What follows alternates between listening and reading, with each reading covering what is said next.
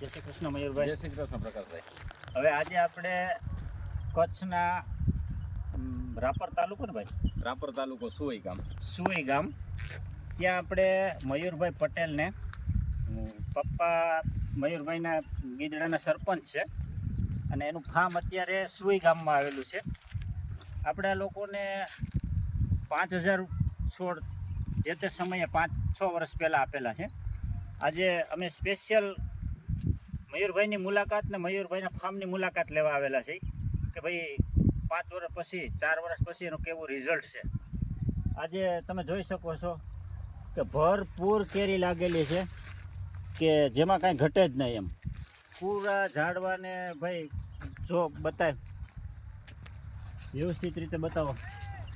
આખા ફાર્મની અંદર આ એક ઝાડ અંદાજિત મયુરભાઈ આની અંદર આ ઝાડની અંદર ફરતો આટો મારો તો તમે અંદાજ કહો તો તમારા અહીંના ઓલા પ્રમાણે કેટલા કિલો કેરી આની અંદર ઓછામાં ઓછી કેરી 70 થી 80 કિલોનું આ ઝાડ છે. આ મીડિયમ ઝાડ છે. મીડિયમ ઝાડ છે તો એ મિત્રો 70 થી 80 કિલો કેરી અત્યારે આની અંદર લાગેલી છે અને આને ઉતારવાનો સમય પણ અત્યારે આવી ગયેલો છે. હવે 2-5 દિવસની અંદર આ કેરી બધી ધીરે ધીરે ઉતારવાનું, પહેલો રાઉન્ડ, બીજા રાઉન્ડ ને 3 રાઉન્ડની અંદર આ કેરી અઠવાડિયાની અંદર ઉતરી જશે. આ અમારી હરસિદ્ધિ નર્સરીની સ્ટાન્ડર્ડતા છે. આ કચ્છની અંદર તમે જોઈ શકો છો કે આ ફળની સાઇઝ જુઓ. બાકી કચ્છની જ્યાં એની કેરી છે એની સાઇઝ આ નથી હોતી, પણ અહીંયા તમે જુઓ એની સાઇઝ જુઓ તમે. આટલું જબરજસ્ત રિઝલ્ટ. તમારે તાપમાન કેટલા ડિગ્રી પડે ભાઈ? અમારે 45 ડિગ્રી જાય છે. 45 ડિગ્રી તાપમાન, 45-46 ડિગ્રી તાપમાનની અંદર પણ જો આ ઝાડની ક્ષમતા જુઓ, આની કેરીની સાઇઝ જુઓ, એની લાઇટ જુઓ તમે, અને એનું આવરણ જુઓ, એનો સ્વાદ. આપણે પ્યોર દેશી આંબાના ગોઠલા ઉપર તૈયાર કરી અને એ ગ્રેડની માતૃછોડમાંથી કલમ બનાવીએ છીએ. આ જેનું આ રિઝલ્ટ છે.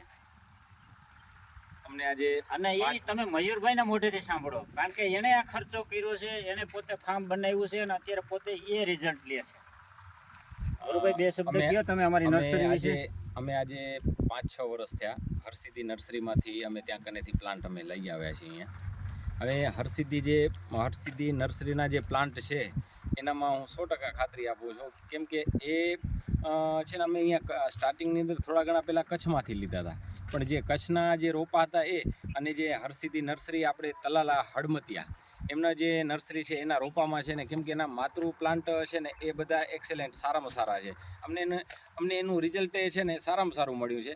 અને એનામાં જે રિઝલ્ટ છે એનામાં તમને કહું ને તો અમારા જે હડમતિયાથી હરસિદ્ધિ નર્સરીમાંથી જે અમારે જે પ્લાન્ટ આવ્યા એ પ્લાન્ટની અંદર છે ને ખાસિયત એ છે કે ઝાડની અંદર કેટલો બી માલ હોય, માની લો ઝાડની કેપેસિટી માની લો 50 કિલોની છે, પણ એની સમજી લો કે ઓવર કદાચ હોય ને તો પણ એની જે સાઇઝની અંદર છે ને એ કોઈ ફેરફાર નથી આવતો. એ એક મોટામાં મોટો બેનિફિટ છે, કેમ કે આજે છે ને જો ઓવર માલ થઈ જાય તો એનું જે આપણે એનું ફળ છે એ નાનું થઈ જતું હોય છે.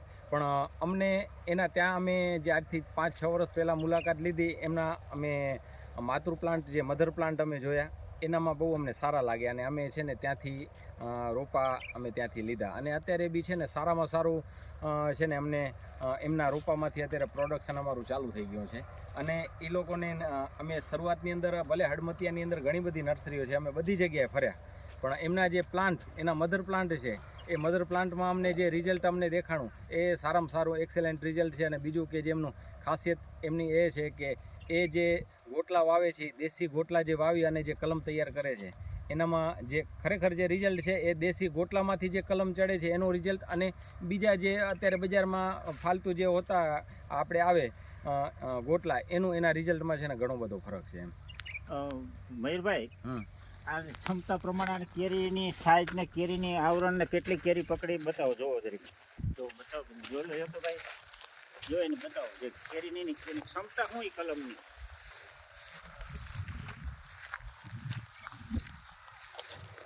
હવે આ પ્લાન્ટ જે છે, આ પ્લાન્ટ ખરેખર તો સમજી લો ને કે 2-3 કિલોની આજુબાજુનું જ છે, પણ આનામાં લિમિટથી વધારે છે ને તે છતાં કોઈ છે ને નબળું નથી એમ, કોઈ પણ ફળ નબળું નથી. સાઈઝ નબળું નહીં, સાઈઝ જો. અને એ પણ આ કચ્છની અંદર